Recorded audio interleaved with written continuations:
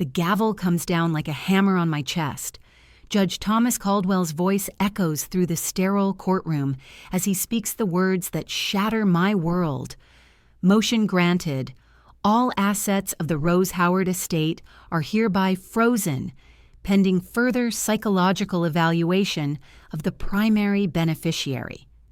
My name is Keisha Just, and I'm watching my own father destroy me in real time. My hands tremble against the cold wooden table as I stare at the back of Patrick Howard's perfectly tailored suit.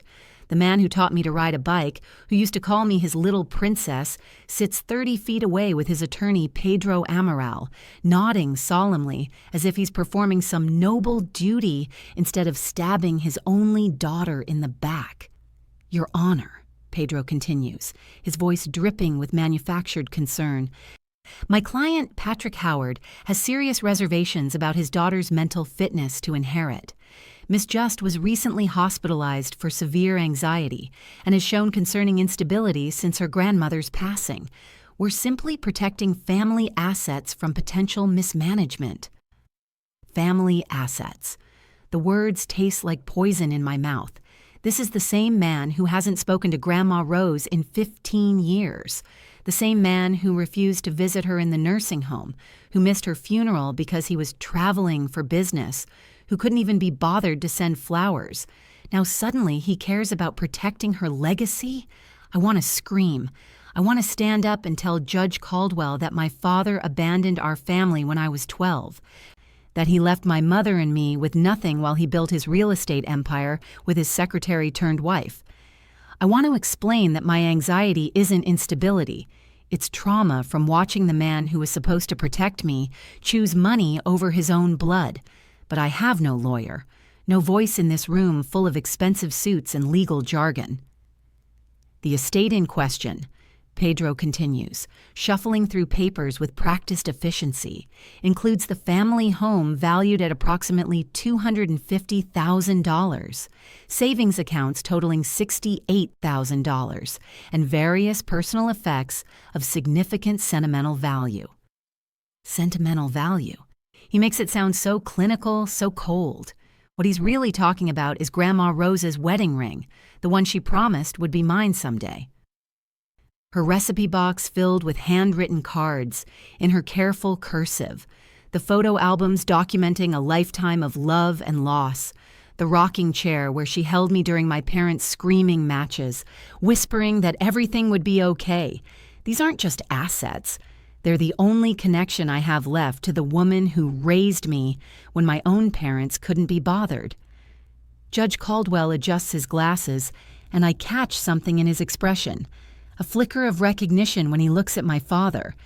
It's subtle, barely there, but it sends ice through my veins. This isn't just about the money or my supposed mental instability. This is personal.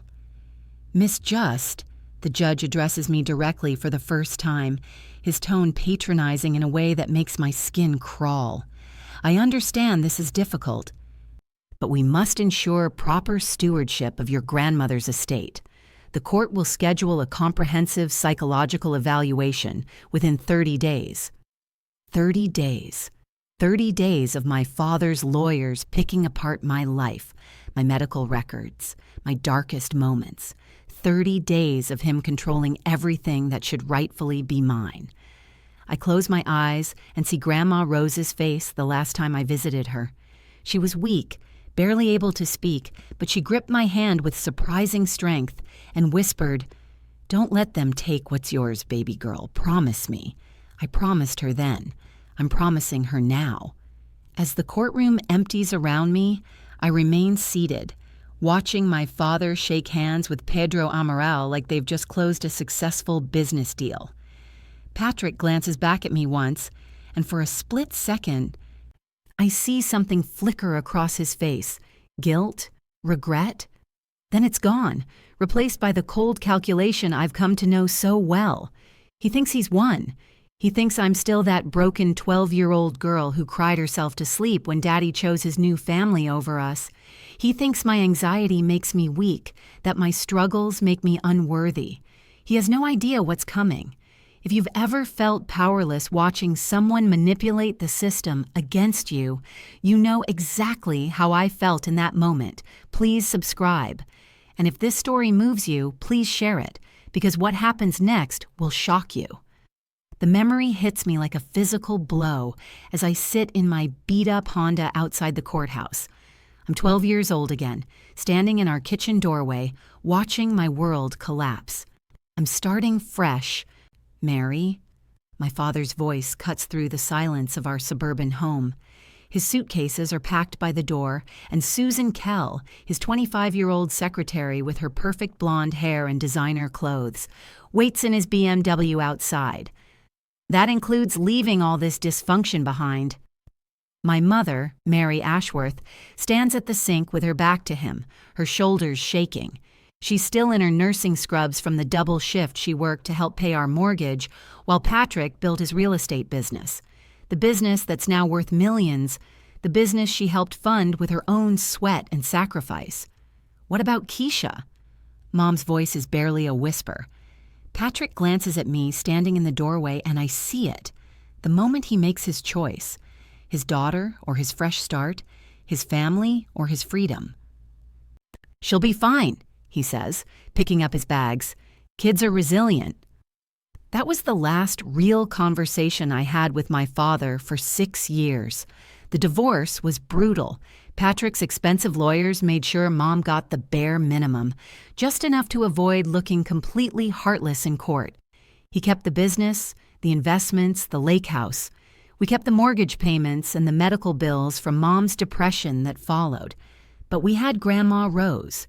Rose Howard was Patrick's mother, but she saw right through her son's selfishness. The day after he moved out, she showed up at our door with grocery bags and a fierce determination that would define the next decade of my life.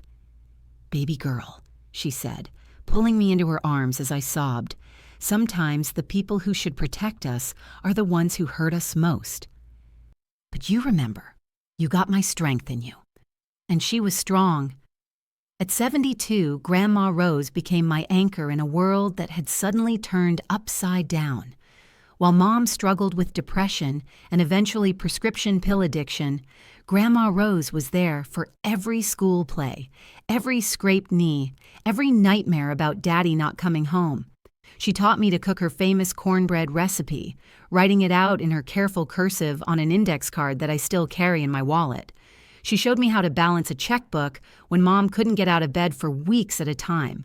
She held me when I cried about the kids at school, whose dads showed up to soccer games while mine was building his new life with his new wife and their new baby. "Your daddy's lost his way," she'd tell me, rocking me in her old wooden chair. "But that don't mean you have to lose yours." When I was 16, Mom overdosed on the pills she'd been taking for her back pain. The doctors said it wasn't intentional, but I knew better. The weight of Patrick's abandonment had finally crushed her spirit completely. Grandma Rose moved in with me that same week. She sold her little house and used the money to pay off Mom's medical bills and keep our lights on. She never once complained about giving up her independence to raise a broken teenager. "We're all we got now, baby girl," she said, unpacking her things in Mom's old room. "But we're enough." She was right. Under her guidance, I not only survived, I thrived. I graduated high school with honors, earned a scholarship to State University, and got my degree in social work. I wanted to help kids like me. Kids whose parents had failed them. Kids who needed someone to believe in them the way Grandma Rose believed in me.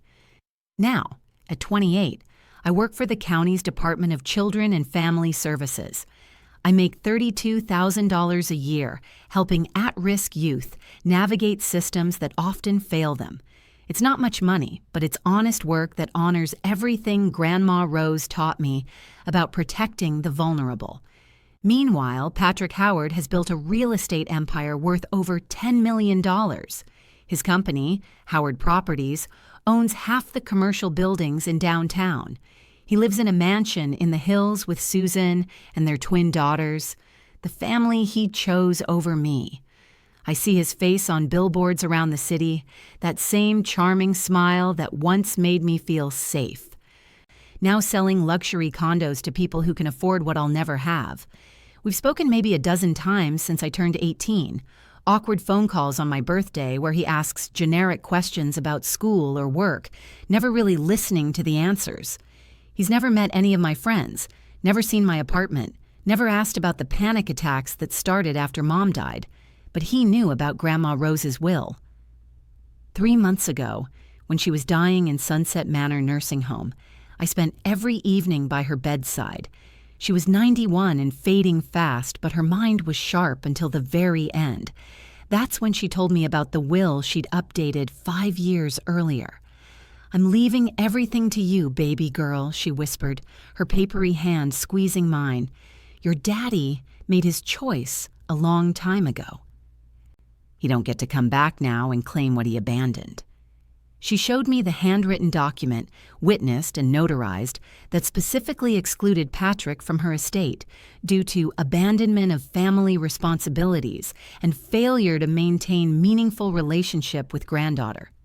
Every asset, the house she'd bought after selling her original home, her savings account with $68,000 she'd carefully accumulated over decades, her jewelry, her furniture, everything was mine. "He's going to fight this," I warned her. "Let him try," she said with a spark of her old fire. "I got receipts, baby. I documented everything." She was right. Hidden in her bedroom closet, I found a shoebox filled with evidence of Patrick's neglect, birthday cards she'd sent him that were returned unopened, copies of letters she'd written begging him to visit, to call, to acknowledge that he had a daughter who needed him, medical bills from my therapy sessions that she'd paid when he refused to help with my treatment. Most damning of all was a letter from my therapist, Dr. Sarah Chen, clearly stating that my anxiety disorder stemmed from childhood abandonment trauma and ongoing paternal rejection, not from any current mental instability. The same anxiety Patrick was now using to claim I was unfit to inherit. Grandma Rose died on a Tuesday morning in March. I was holding her hand when she took her last breath, whispering the same words she'd said to me countless times. "You got my strength in you." Patrick didn't come to the funeral. He sent flowers, expensive ones, with a card that read, "Sorry for your loss." Like she was a distant acquaintance instead of the mother who raised him, the woman who bailed him out of trouble more times than I could count before he got rich enough to buy his way out of problems. But now, suddenly, he cares about her estate. Now, when there's money involved, Patrick Howard remembers he has a mother and a daughter. The irony isn't lost on me. I spend my days fighting for kids whose parents have failed them, and now I'm fighting my own father for the right to honor the woman who saved me when he walked away. As I sit in my car outside the courthouse, I pull out my phone and scroll through my bank account. $437. That's what I have to fight a man worth millions. A man who can afford lawyers like Pedro Amaral while I can barely afford my rent. But I have something Patrick doesn't have. I have the truth. I have Grandma Rose's carefully documented evidence of his abandonment. And I have her strength running through my veins. He thinks he can use my mental health against me, paint me as unstable and unworthy. He has no idea that my anxiety isn't weakness. It's proof of what he did to me. And now I have the medical records to prove it. The fight is just beginning. 3 days after the courthouse disaster, I'm sitting in my cramped studio apartment, surrounded by legal documents I can't afford to have a lawyer review, when my phone rings. Unknown number. Is this Keisha Just? The voice is older, female, with a slight accent I can't place. Yes, who's calling? My name is Cecile Doe. I live next door to your grandmother at Sunset Manor. I have some information about Rose that I think you need to hear. My heart skips. What kind of information? Not over the phone, honey. Can we meet somewhere? It's about your father and what really happened in those final months. I grip the phone tighter. What do you mean, what really happened? Your grandmother was sharp as a tack until those last few weeks. Then suddenly, she's signing new documents, changing her medications, acting confused. Something wasn't right, and I think your father knows exactly what. The room seems to tilt around me. Are you saying my father... What exactly are you saying? I'm saying I saw things, heard things, and I kept records because something in my gut told me this day would come. Cecile's voice drops to almost a whisper. Meet me tomorrow at Riverside Cafe on 5th Street, 2 o'clock, and Keisha, bring a recorder. You're going to want proof of what I'm about to tell you. The line goes dead, leaving me staring at my phone with 1,000 questions racing through my mind. I barely sleep that night. By morning, I've convinced myself that Cecile Dew is either a scam artist or a conspiracy theorist looking for attention. But something in her voice, a certainty, a sadness, keeps pulling at me.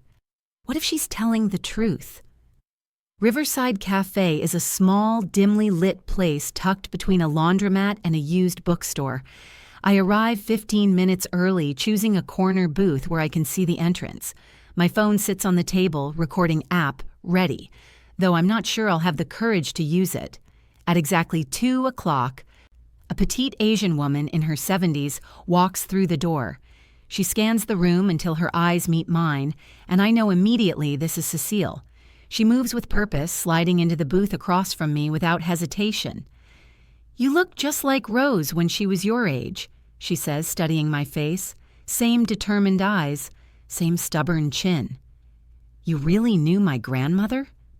"For 3 years. Room 207, right next to hers. We played cards every Tuesday, watched game shows together, complained about the terrible food." Cecile's expression grows serious. "I also watched your father visit her 6 times in the months before she died." My stomach drops. That's impossible. He told everyone they were estranged. He said he hadn't spoken to her in years. Honey, I saw him with my own eyes. Always came in the evening when fewer staff were around. Always carried a briefcase. And Rose was always upset afterward, confused, agitated, not herself. I fumble for my phone, starting the recording. "Can you be more specific about the dates?" Cecile pulls a small notebook from her purse, the kind with a floral cover that elderly women favor. I wrote everything down. First visit was January 15th. He stayed 45 minutes. Rose came to my room afterward crying, saying Patrick was telling her terrible things about you. "What kind of things?" "That you were on drugs, that you'd been stealing from her purse during visits, that you were planning to put her in a worse facility and take her money." Cecile's voice hardens. "All lies, of course. I knew Rose's granddaughter was a social worker, not some drug addict. But Rose was starting to have some memory issues, and your father, he knew exactly how to exploit them." The recording app shows 3 minutes and counting. My hands are shaking as I process what she's telling me. "The second visit was worse," Cecile continues, flipping pages. "January 28th. This time he brought papers. I could hear them arguing through the thin walls. Rose kept saying, 'I won't sign it. I won't betray my baby girl.'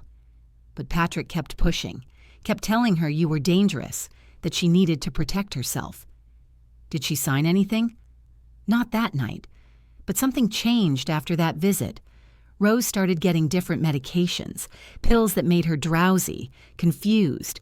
The nursing staff said the doctor had adjusted her prescriptions, but Rose couldn't remember agreeing to any changes." I lean forward, my voice barely a whisper. "Are you suggesting my father somehow influenced her medical care?" Cecile meets my eyes directly. "I'm not suggesting anything, honey. I'm telling you what I witnessed. Your father visited Rose 6 times. Each time, she became more confused, more compliant, and each time he pushed harder for her to sign documents that would change her will. But she never did. Her original will left everything to me." "Are you sure about that?" Cecile asks gently.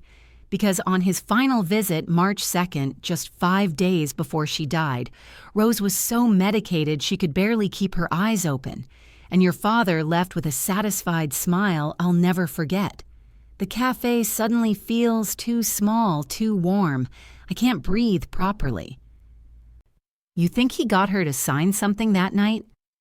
"I think your father is a very smart man who knows how to work the system, and I think Judge Thomas Caldwell owes him some favors." My blood turns to ice. "You know Judge Caldwell?" Honey, I've lived in this city for 40 years. I know Judge Caldwell bought his first house through Howard Properties 15 years ago. I know Patrick Howard has donated generously to Caldwell's re-election campaigns. And I know that when powerful men want something, they usually find a way to get it. The recording app shows 8 minutes now. 8 minutes of information that could change everything or destroy my life completely. Why are you telling me this? I ask. Why get involved? Cecile's expression softens. Because Rose was my friend. Because she loved you more than life itself. And because I've seen too many elderly people get taken advantage of by family members who should protect them. She reaches across the table and squeezes my hand. Your grandmother made me promise something before she died. What? She said if anything happened to her will, if Patrick tried to take what was rightfully yours, I should tell you to look for the security cameras. Sunset Manor installed them in all the hallways 6 months ago. Everything your father did, every visit, every conversation in the corridor, it's all recorded. My heart pounds so hard I'm sure Cecile can hear it. The nursing home has footage of his visits. Not just the visits, the conversations he had with staff about changing Rose's medications, the documents he brought, the way he coached her when she was too drugged to think clearly. Cecile slides a business card across the table. This is my contact information, but there's something else you need to know. She leans closer, lowering her voice even though we're alone in our corner. Your father isn't just fighting for Rose's estate. He's fighting to keep his secrets buried. Because if the truth comes out about what he did to your grandmother, it won't just destroy his reputation, it'll destroy his freedom. The weight of her words settles over me like a heavy blanket. This isn't just about inheritance anymore. This is about justice for an elderly woman who was manipulated and possibly abused by her own son. Meet me tomorrow at Riverside Cafe, Cecile says, standing to leave. And Keisha, bring a recorder. You're going to want proof of what I'm about to tell you. As she walks away, I sit frozen in the booth, staring at the recording that's now captured 11 minutes of explosive testimony. My phone buzzes with a text from an unknown number. Stop digging or you'll regret it. What do you think Patrick was really doing at that nursing home? Drop your theories in the comments below. Because what I discovered next made me realize this conspiracy went deeper than I ever imagined. The next morning, I meet Cecile at a different location, a small park near the nursing home, where she can show me exactly what she witnessed. She's brought a manila folder thick with documents, and her expression is grimmer than yesterday. I didn't sleep last night, she says, settling onto a bench beside me. I kept thinking about Rose, about what your father put her through, so I gathered everything I could find. She opens the folder, revealing photographs, handwritten notes, and official-looking documents. Your father brought fake drug test results, said you were stealing from her purse to buy pills. Rose was heartbroken, kept saying, "Not my baby girl, not my Keisha." My hands shake as I examine the documents. They're medical reports with my name on them, showing positive results for cocaine and opioids. The dates correspond to times when I was at work, helping families in crisis. The signatures look official, but something feels wrong. These are forgeries, I whisper, studying the letterhead. I've never used drugs in my life. I can't even take prescription pain medication without getting sick. I know, honey, but Rose didn't. She was already confused from the new medications, and seeing these reports, it broke her heart. That's when she started talking about changing her will. Cecile pulls out more photographs, security camera stills showing Patrick in the nursing home corridors, always carrying that briefcase, always looking around to make sure no one was watching. The nursing staff thought he was being a devoted son, finally visiting his mother. They had no idea he was systematically destroying her trust in you. I study the timestamps on the photos: January 15th, January 28th, February 10th, February 24th, March 2nd. 5 visits over 6 weeks, each one chipping away at Grandma Rose's faith in me. There's more, Cecile says, her voice dropping. After Rose died, I started asking questions. Turns out your father has been visiting other elderly residents too. Always the ones with substantial estates, always the ones with family members he could discredit. She hands me a list of names, 8 other residents who died in the past 2 years, all of whom had changed their wills in their final months, all of whom had family members who were mysteriously deemed unfit to inherit. Mrs. Eleanor Vance, room 212. Her son was supposedly embezzling from her accounts. Mr. Harold Chen, room 108. His daughter was allegedly abusing him. The pattern is always the same. Loving family members suddenly become threats, and distant relatives or business associates become beneficiaries.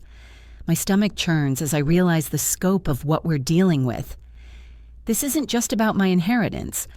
This is systematic elder abuse. And it gets worse, Cecile says, pulling out her phone. I recorded one of his visits to Mrs. Patterson in room 220.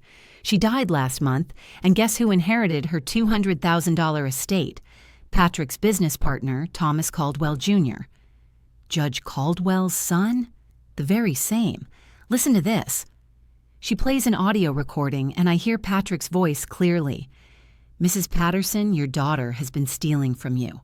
I have the bank records right here. But don't worry. My associate Tom Caldwell can help you protect your assets. He's a good man, trustworthy. His father is a judge, very respected in the community. The recording continues with Patrick coaching the elderly woman through signing new documents, his voice patient but manipulative. Just sign here, Mrs. Patterson. You're protecting yourself from people who would take advantage of you. I feel sick. How many people has he done this to? Based on what I've documented, at least 12 families in the past 3 years, and Judge Caldwell has presided over every single probate case, ruling in favor of the new beneficiaries despite family objections. Before I can process this fully, Cecile's phone rings. She glances at the caller ID and frowns. It's Jorge Culver.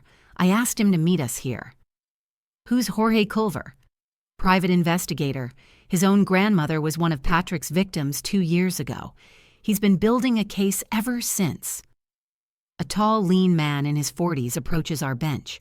Jorge Culver has the weathered look of someone who's seen too much, but his eyes are sharp and focused. He carries a leather briefcase that looks far more substantial than Patrick's. Ms. Just, he says, extending his hand. I'm sorry for your loss. Your grandmother was a remarkable woman. You knew her? I interviewed her 6 months before she died. She was one of the first people to realize what your father was doing, but by then she was too sick to fight back effectively. Jorge sits across from us, opening his briefcase. She asked me to document everything, said she had a feeling her family would need proof someday. He pulls out a thick folder labeled Howard Caldwell Investigation. This isn't just about your inheritance, Keisha. We're talking about systematic elder abuse and judicial corruption involving millions of dollars. The folder contains bank records, court documents, and surveillance photos spanning 3 years. Jorge spreads them across the picnic table like pieces of a massive puzzle. Your father's company, Howard Properties, has received over $4 million in consulting fees from elderly clients' estates in the past 3 years. Judge Caldwell has ruled in favor of these transfers in every single case, despite family objections and clear evidence of manipulation. I study the bank records, seeing patterns I never would have noticed before. Large transfers from elderly clients' accounts to Howard Properties, always within weeks of their deaths, always approved by Judge Caldwell's court. But how is this legal? It's not, Jorge says grimly. That's why they work so hard to discredit family members who might challenge the wills. They create false evidence of drug abuse, mental instability, financial irresponsibility, whatever it takes to make the real heirs look unfit. He shows me a recording device small enough to fit in a shirt pocket. I've been documenting their conversations for months. Listen to this one from last week. Patrick's voice fills the air talking to someone on the phone. The Just Girl is becoming a problem. We need to accelerate the psychological evaluation. Make sure she looks unstable. Can you adjust the timeline? Judge Caldwell's voice responds, I can move the hearing up, but we need more evidence of her mental state.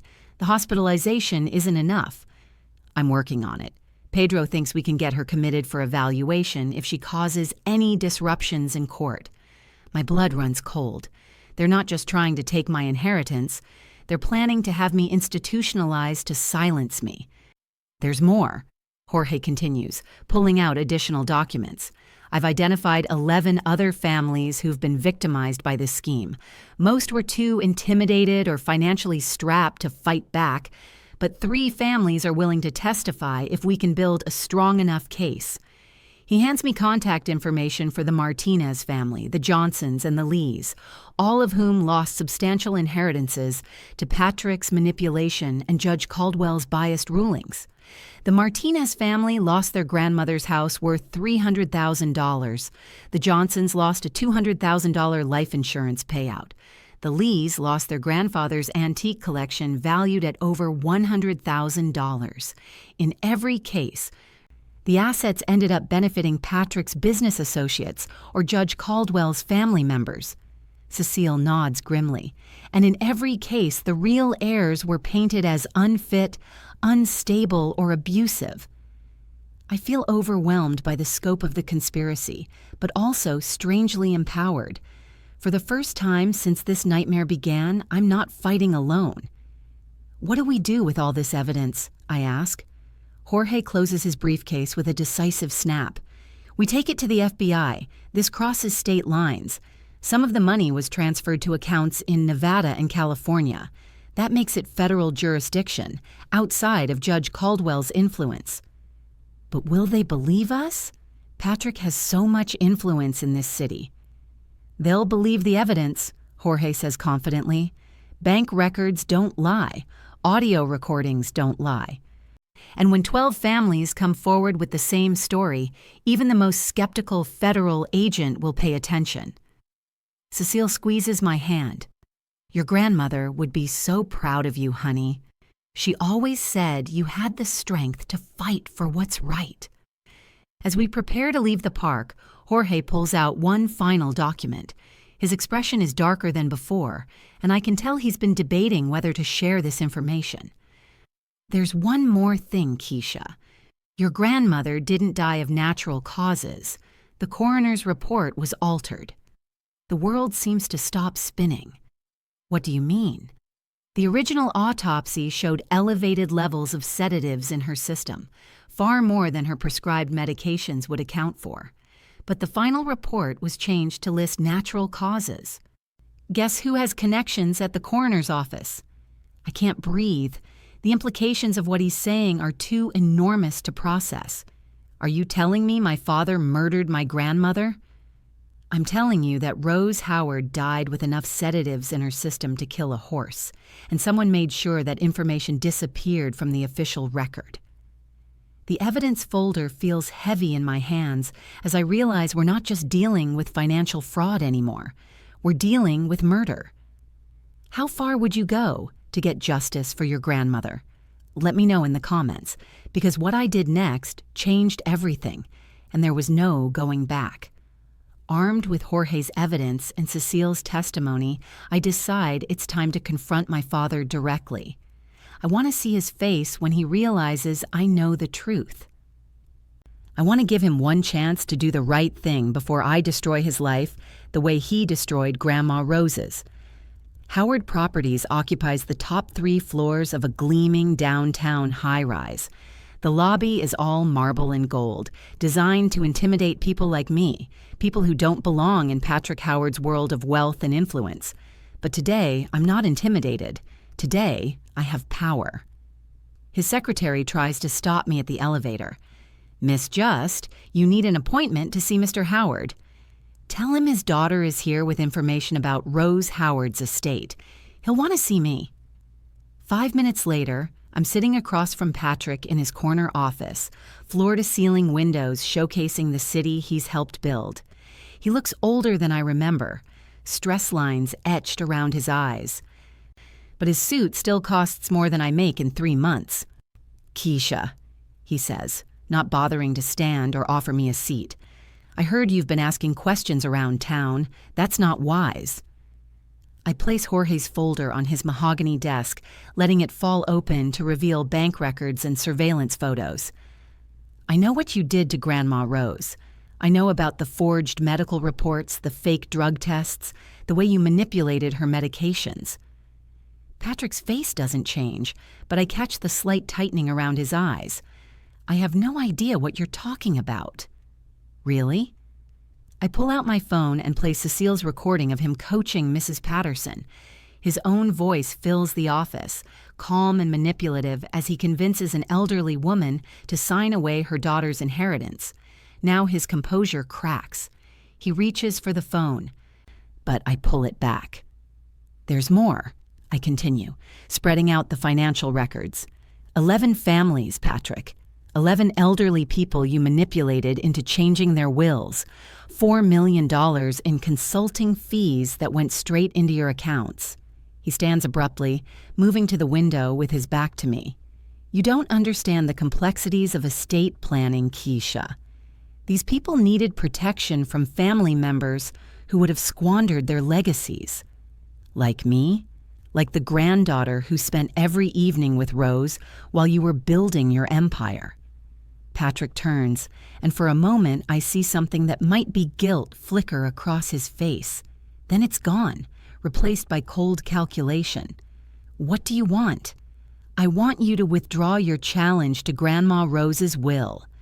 I want you to issue a public apology for questioning her mental competence, and I want you to make restitution to every family you've stolen from. He laughs. Actually laughs. Or what? You'll take this fantasy conspiracy theory to the police? Who do you think they'll believe? A respected businessman or a girl with a documented history of mental instability? The same history you created when you abandoned your 12-year-old daughter? That history? His expression hardens. I gave you and your mother everything you needed. I paid child support. You paid the legal minimum while building a $10 million company. You missed every birthday, every graduation, every moment that mattered. And when Mom died from the depression you caused, you didn't even come to her funeral. Your mother's problems weren't my responsibility. The casual cruelty of that statement takes my breath away. This is the man who once taught me to ride a bike, who used to read me bedtime stories. Now he's looking at me like I'm a business problem to be solved. Here's what's going to happen, Patrick says, returning to his desk.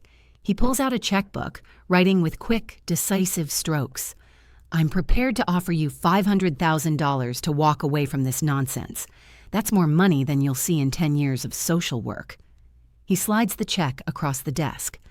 $500,000. Enough to pay off my student loans, buy a house, never worry about money again. All I have to do is let him get away with murdering my grandmother. You think you can buy me off like you bought off Judge Caldwell? I think you're a smart girl who understands that some battles can't be won. Take the money, Keisha. Start fresh somewhere else. Find a nice man, have some kids, live a normal life. I tear the check in half, letting the pieces flutter to his expensive carpet. I'd rather die poor than live rich off blood money. Patrick's mask finally slips completely. You think you're so smart? I'll have you in a psych ward by Friday. Who's going to believe a girl with your history? One phone call to your supervisor about your erratic behavior, one report about you harassing elderly nursing home residents, and your career is over. Go ahead, try it. I will. And when you're locked up for 72 hours of psychiatric evaluation, I'll make sure the doctors find exactly what they're looking for. Paranoid delusions, conspiracy theories, inability to distinguish reality from fantasy. The threat is so casual, so matter-of-fact that it chills me to the bone. This is what he did to Grandma Rose. Systematic psychological warfare designed to make her doubt her own mind. You're forgetting something, I say, standing to leave. I'm not a confused 91-year-old woman. I'm a trained social worker who knows how the system works, and I have allies you don't know about." "Allies?" Patrick scoffs. "Like that senile old woman from the nursing home? Like some two-bit private investigator with a grudge? I've been building relationships in this city for 30 years, Keisha. I own judges, police commissioners, hospital administrators. You have nothing." I pause at his office door. I have the truth, and I have Grandma Rose's strength running through my veins. That's more than enough. As I wait for the elevator, my phone buzzes with a text from an unknown number. "Parking garage, level B2, come alone." Against my better judgment, I take the elevator down to the basement parking garage. Judge Thomas Caldwell emerges from behind a concrete pillar, looking nothing like the composed figure from the courtroom. His face is flushed, his expensive suit wrinkled. "Miss Howard," he says, using my father's last name deliberately, "you're playing with forces beyond your understanding. Some battles aren't worth fighting." "Tell that to my grandmother." "Oh, wait, you can't. She's dead." His jaw tightens. "Your grandmother was a sick old woman who died peacefully in her sleep. Anything else is just grief talking. Grief doesn't forge medical documents. Grief doesn't transfer $4 million into offshore accounts." I pull out my phone, showing him Jorge's financial records.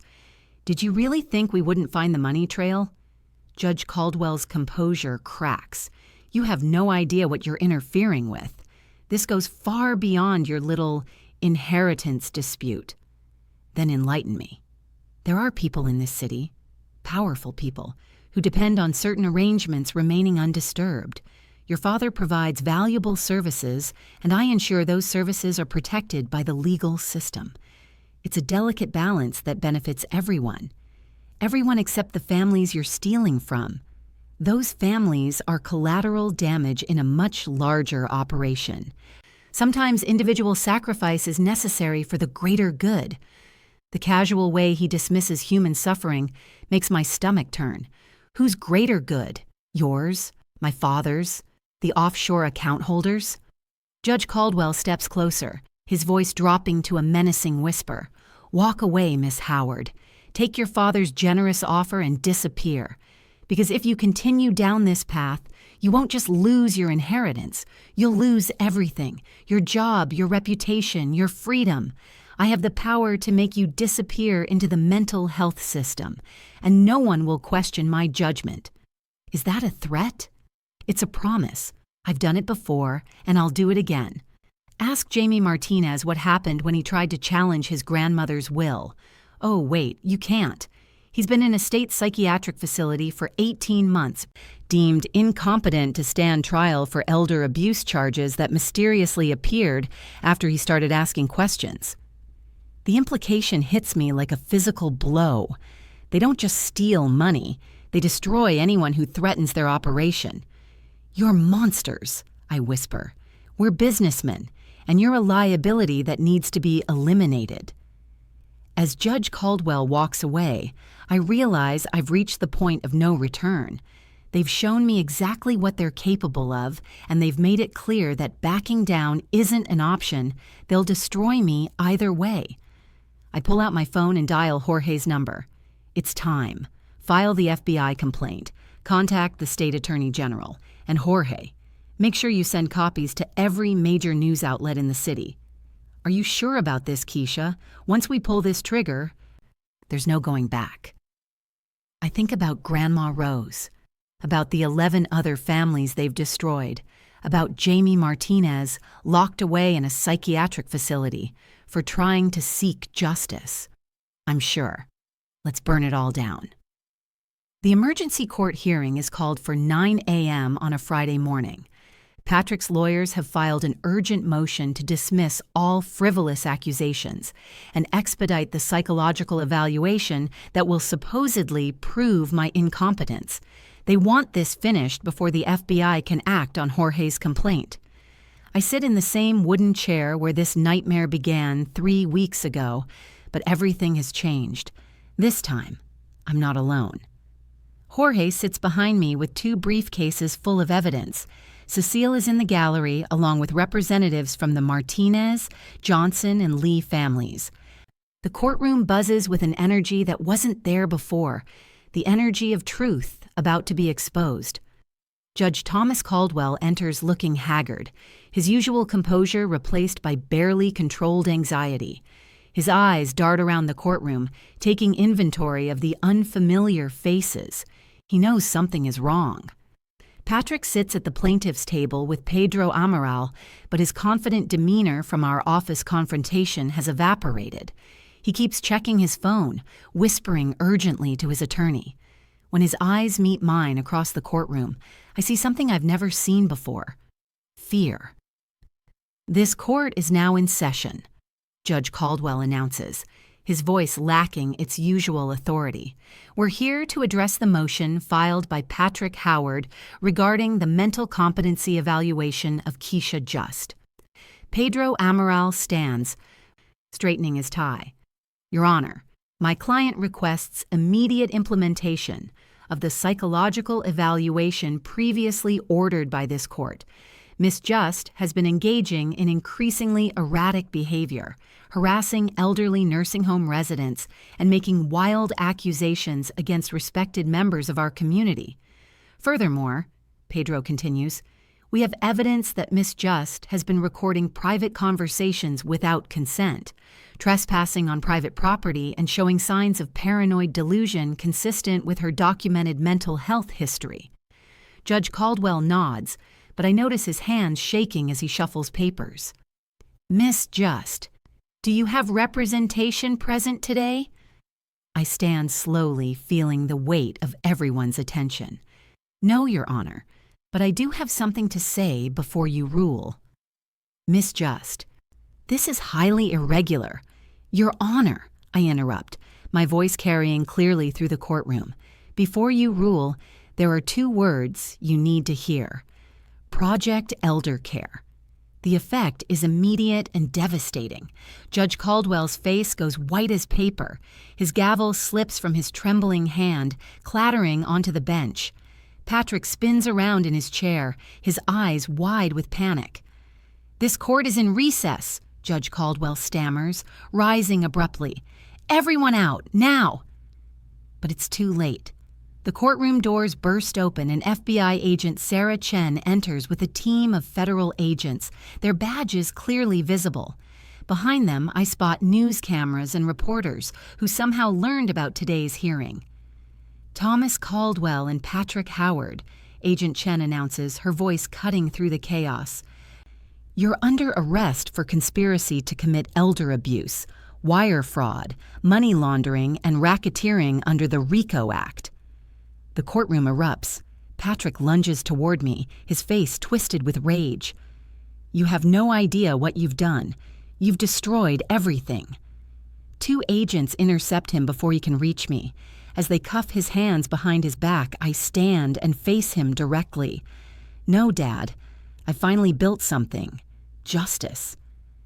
Judge Caldwell tries to flee through his private chambers, but agents are waiting there too. As they lead him past my table in handcuffs, he hisses, "You stupid girl. You have no idea how deep this goes." "Deep enough to bury you," I reply.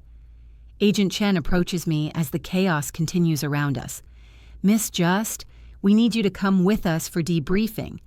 Your evidence has been crucial in breaking open what we're calling the largest elder abuse conspiracy in state history." As we leave the courtroom, Jorge catches up to me in the hallway. "The media is calling it Project Elder Care now, thanks to you. How did you know that was their code name?" I smile, thinking of Grandma Rose's final gift to me. I found it in her papers. She'd been documenting everything, including overheard phone conversations where Patrick used that phrase. She knew I'd need it someday. The next few hours blur together in a whirlwind of FBI interviews, evidence review, and media statements. Agent Chen walks me through the scope of what they've uncovered using Jorge's investigation as a starting point. 12 families victimized over 3 years, she explains, spreading files across the conference table. $4.2 million in fraudulent transfers, forged medical documents, manipulated medication records, and at least 3 suspicious deaths that are now being investigated as potential homicides. The evidence is overwhelming. Audio recordings of Patrick coaching elderly victims, financial records showing payments to Judge Caldwell's offshore accounts, text messages between the conspirators coordinating their schemes, medical records proving that Grandma Rose and 2 other victims died with lethal levels of sedatives in their systems. Your grandmother's case was the key that unlocked everything, Agent Chen continues.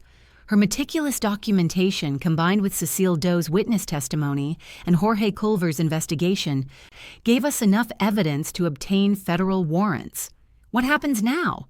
Patrick Howard is facing 25 to life under federal racketeering statutes. Judge Caldwell will likely get 15 to 20 years, plus disbarment and forfeiture of all assets obtained through the conspiracy.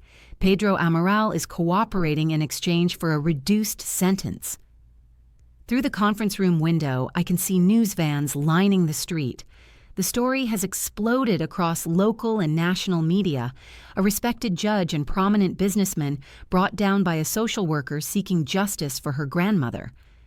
There's something else, Agent Chen says, sliding a document across the table. We've frozen all assets obtained through the conspiracy.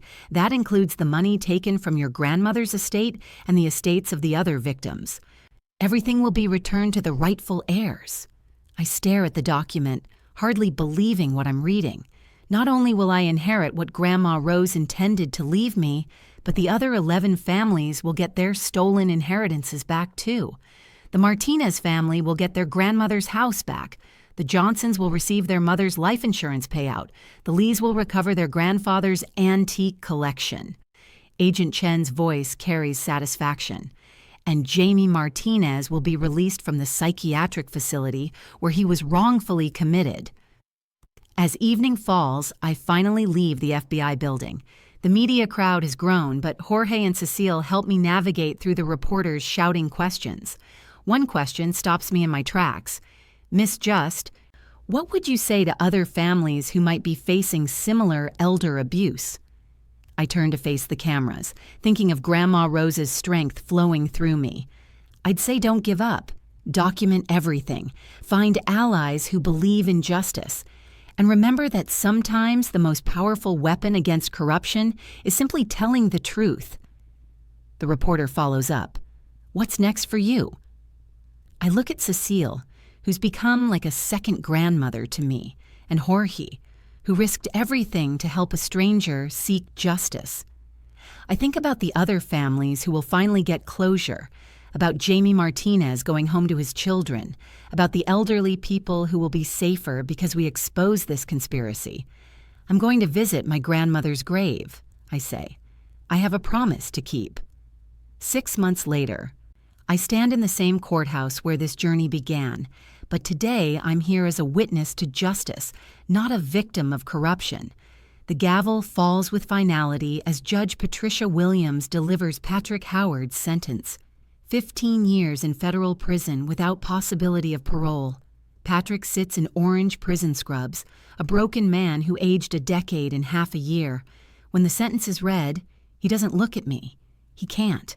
The empire he built on the suffering of elderly victims has crumbled completely, and he knows that his own daughter was the architect of his downfall. Thomas Caldwell received his sentence last month, 12 years in federal prison plus permanent disbarment.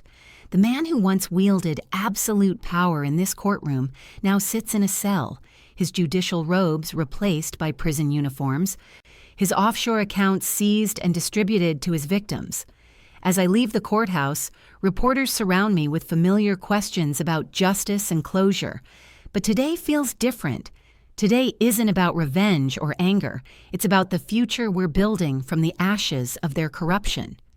Miss Just, calls Rebecca Martinez from Channel 7 News, can you tell us about the Rose Howard Foundation?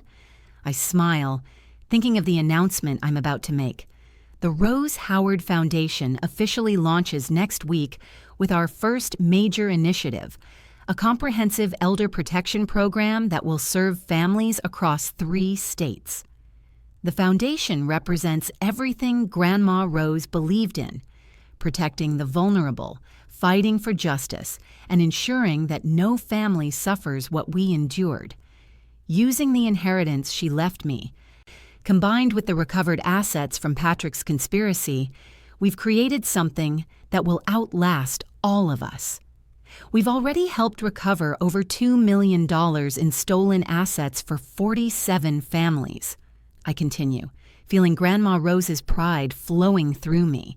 But more importantly, we've established legal advocacy services, financial protection programs, and educational resources to prevent elder abuse before it happens. Jorge Culver, now the Foundation's chief investigator, joins me on the courthouse steps. The Foundation has identified 12 additional cases of systematic elder abuse in 4 states. We're working with federal authorities to ensure justice for those families, too. Cecile Dew, our volunteer coordinator and my surrogate grandmother, beams with pride. At 78, she's become a fierce advocate for nursing home reform, using her insider knowledge to protect residents from predators like Patrick. "Rose would be so proud," Cecile whispers, squeezing my hand. "You've turned her tragedy into triumph for so many families." The drive to Restwood Cemetery takes 20 minutes through the city Patrick once dominated. His billboards have been replaced, his properties sold to pay restitution to victims. The Howard Properties empire exists only in court documents now, a cautionary tale about the price of greed. I park near the oak tree where Grandma Rose rests, carrying fresh daisies, her favorite flowers, and a folder containing the Foundation's first annual report.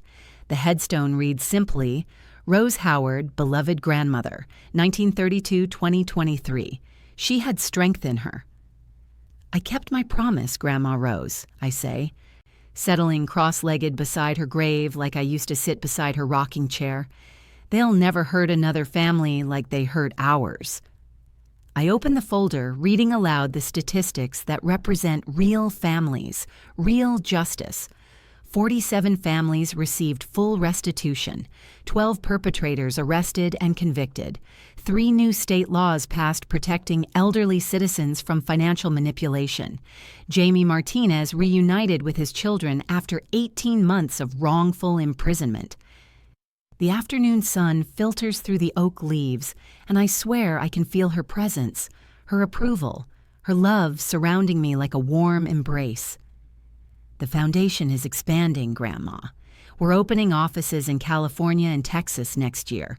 We're training social workers to recognize the warning signs of elder abuse. We're working with legislators to strengthen protection laws nationwide." A gentle breeze rustles the leaves above, and I smile through tears that are no longer bitter, but healing. "I understand now why you documented everything. Why you kept all those records even when you were sick and scared. You knew this day would come. You knew I'd need the truth to set us all free." My phone buzzes with a text from Dr. Sarah Chen, my therapist. "Saw the news coverage. Your grandmother would be incredibly proud of the woman you've become." She's right. The anxious, broken girl who sat in this courtroom 6 months ago has been transformed by purpose. My childhood trauma didn't disappear. It became the foundation for helping others heal from similar wounds. I've left my county job to run the Foundation full-time, using my social work training to identify vulnerable elderly citizens and connect them with protective resources. Every family we help, every predator we expose, every law we change honors Grandma Rose's memory. "There's something else, Grandma," I say, pulling out a small velvet box. Inside is her wedding ring, returned to me after being held as evidence. I'm going to wear this every day, not just as jewelry, but as a reminder of the promises we make to protect the people we love. I slip the ring onto my finger, feeling the weight of her legacy and my responsibility to carry it forward. As the sun sets over the cemetery, I make one final promise to the woman who saved my life twice. Once when I was a broken child, and again when she gave me the tools to seek justice. I won't stop fighting, Grandma Rose. Not until every elderly person in this country is safe from predators like Patrick. Not until every family has the protection and resources they need. Your strength lives on in every life we save. Walking back to my car, I think about the elderly woman I'm meeting tomorrow, Mrs. Eleanor Santos, whose son is pressuring her to change her will. Thanks to the Foundation's hotline, she called for help before it was too late. That's Grandma Rose's true legacy. Not the money she left me, but the strength she gave me to protect others. Every family we save, every predator we stop, every law we change makes her sacrifice meaningful. If this story inspired you to check on an elderly person in your life, please share it. And if you know someone facing elder abuse, the Rose Howard Foundation resources are in the description below. Sometimes 2 words can change everything, but it takes courage to speak them.